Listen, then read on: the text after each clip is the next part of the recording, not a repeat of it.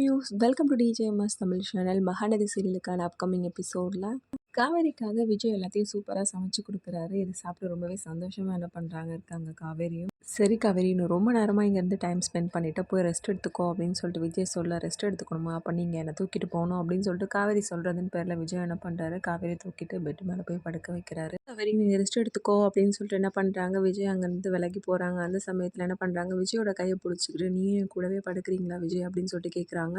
விஜயும் காவேரி கூடவே படுத்ததுக்கு அப்புறமா நிறைய விஷயங்கள் ஷேர் பண்ணுறாங்க. நான் இன்னைக்கு ரொம்ப ரொம்ப சந்தோஷமா இருக்கேன் தெரியுமா அப்படின்னு சொல்லிட்டு தன்னோட சந்தோஷத்தை வந்து விஜய் கிட்ட பகிர்ந்துக்கிறாங்க. இவ்வளோ நாளாக நான் ரொம்பவே ஏங்கிட்டு இருந்தேங்க. கங்காக்காவை வீட்டில் உள்ளவங்க எல்லாரும் பார்த்துக்கிறதும், அதுக்கப்புறம் குமரன் மாமா பார்த்துக்கிறதும் நினச்சி ரொம்பவே வந்து பரிதவிச்சு போயிருந்தேன். இந்த மாதிரியான ஒரு அன்பு நமக்கும் கிடைக்காதா அப்படின்னு சொல்லிட்டு நான் ரொம்பவே ஏங்கி போயிருந்தேங்க. ஆனால் இது எல்லாத்தையுமே நீங்கள் ஒரே நாளில் ஃபுல்ஃபில் பண்ணிட்டீங்க அப்படின்னு சொல்லிட்டு தன்னோட சந்தோஷத்தை வந்து ஷேர் பண்ணிக்கிறாங்க. நீ எப்போவுமே அழவே கூடாது காவேரி, நீ எப்போவுமே சந்தோஷமாக தான் இருக்கணும் அப்படின்னு சொல்லிட்டு காவேரி கிட்ட வந்து விஜய் பார்த்து சொல்கிறார். ஒருத்தர் மாறி மாறி பார்க்கறது மட்டும் இல்லாமல் தன்னோட அன்பையும் வந்து ஷேர் பண்ணிக்கிறாங்க ரெண்டு பேருமே. காவேரியும் தூங்கி எழுந்து ரெஸ்ட் எடுத்ததுக்கு அப்புறமா என்ன பண்ணுறாங்க, சரி ஓகேங்க நான் ஸ்டால் பார்க்க போகணும் அப்படின்னு சொல்லிட்டு காவேரி சொல்ல, காவேரி இன்னொரு நாள் ரெஸ்ட் எடுத்துகிட்டு போடி, நம்ம அப்புறமா ஆளுங்களை வச்சு பார்த்துக்கலாம் அப்படின்னு சொல்லிட்டு விஜய் சொல்கிறாரு. அச்சச்சோ வேண்டாம்ப்பா, இந்த ஒரு நாள் இருந்ததே அம்மாவுக்கு என்ன சந்தேகம் வந்துட்டு இருக்கும் கண்டிப்பாக, இதுக்கப்புறமும் நீங்கள் வந்து தேவையில்லாமல் வேலை பண்ணிட்டு இருக்காதீங்க அப்படின்னு சொல்லிட்டு விஜய் கிட்ட ரெக்வஸ்ட் பண்ணுறாங்க. இல்லை காவேரி நீ போயாகணுமா, அந்த வெயிலில் போயிட்டு நீயும் பாப்பாவும் கண்டிப்பாக வந்து ரொம்ப கஷ்டமாக இருக்கும் எனக்கு அப்படின்னு சொல்லிட்டு விஜய் சொல்கிறாரு. அதெல்லாம் ஒன்றும் பிரச்சனை இல்லைங்க, நான் பார்த்துக்கிறேன் அப்படின்னு சொல்லிட்டு காவேரி சொல்கிறாங்க. அப்புறமா காவேரி கொண்டு போய் ஸ்டாலில் இறக்கி விட்டாரு. கொஞ்ச நேரம் காவேரி கூடவே இருந்து பேசிகிட்டு இருக்காங்க. ஐயோ நீங்கள் தயவு செய்து கிளம்புறீங்களா, திடீர்னு அம்மா வந்துட்டாங்களா அப்புறம் பிரச்சனை ஆகிடும் அப்படின்னு சொல்லிட்டு என்ன பண்ணுறாங்க, காவேரி வந்து விஜய் அனுப்பி வச்சிடறாங்க. சந்தோஷமான விஷயத்த தாத்தா கிட்ட சொல்லி ஆகணுமே அப்படின்னு நினச்ச விஜய் என்ன பண்ணுறாங்க, ஸ்ட்ரெயிட்டாக தாத்தாவை போய் பார்க்க போகிறாரு. அவங்ககிட்ட ஒரு முக்கியமான விஷயம் பேசணும் தாத்தா அப்படின்னு சொல்லிட்டு தாத்தாவை நிற்க வச்சு பேசிகிட்டு இருக்காரு. என்ன விஜய் சொல்லு விஜய், இவ்வளோ சந்தோஷமாக இருக்கேப்பா, எனக்கு ரொம்ப சந்தோஷமாக இருக்குப்பா இப்படி ஒன்று பார்க்கும்போது.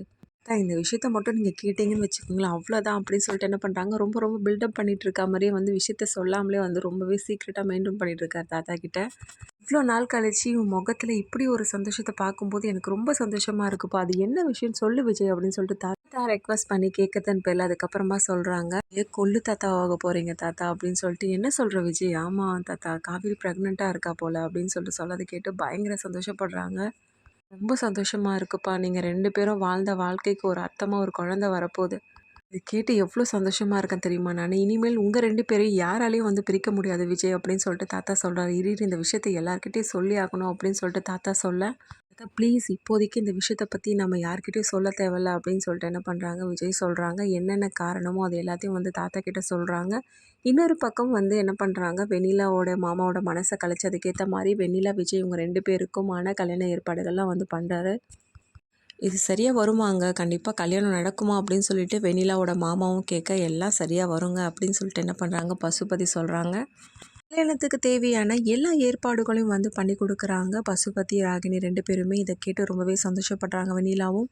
எனக்காக இவ்வளோ பண்ணுறீங்களே, உங்களுக்கு நான் என்ன கைமாறு பண்ண போகிறேனே தெரியலையே அப்படின்னு சொல்லிட்டு வெண்ணிலா வந்து பேசுகிறாங்க. என்ன வெண்ணிலா நீ யார், நீ எனக்கு தங்கச்சி மாதிரி, உனக்காக நான் இது கூட பண்ண மாட்டேனா அப்படின்னு சொல்லிட்டு ராகினியும் சொல்கிறாங்க. அடுத்ததாக ராகினியோட மாமாவை அறிமுகப்படுத்துகிறாங்க. அவரை பார்த்ததும் வெண்ணிலாவோட முகம் மாறுது, ரொம்பவே கோவப்படுறாங்க. அதுக்கப்புறம் எல்லாத்துக்கும் மன்னிப்பு கேட்குறாங்க வெண்ணிலா கிட்ட. அதுக்கப்புறமா எல்லா ஏற்பாடுகளும் பண்ணதுக்கப்புறமா கோவிலுக்கு போகிறாங்க. ஒரு பக்கம் பசுபதி மீடியா ஆளுங்களை வந்து வர வச்சிருக்காரு. இந்த சமயத்தில் ஒரு பொய்யான தகவலை சொல்லி விஜய் அந்த இடத்துக்கு வர வைக்கிறாங்க.